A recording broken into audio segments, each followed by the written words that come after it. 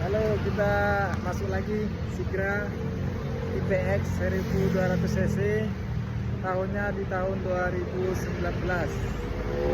Ini kita jual murah juga ya. Nah, ini kondisinya teman-teman. Harganya ini cuman kita kasih di 79 juta nego. Mobilnya semua masih kaleng, cuman yang akan dibenahi nih catnya ada yang belang, kemudian lampu belakang. Nah, untuk lampu belakangnya pecah. Inilah kondisinya teman-teman. Nah, jadi dengan harga segitu wajar ya teman-teman. Kalau mau kalau teman-teman mau ready, tentu harganya beda lagi. Kalau kita rapikan harganya sudah beda ya. Ini tahunnya tahun 2019. Pajaknya mati bulan 8 ya. Pajaknya mati bulan 8.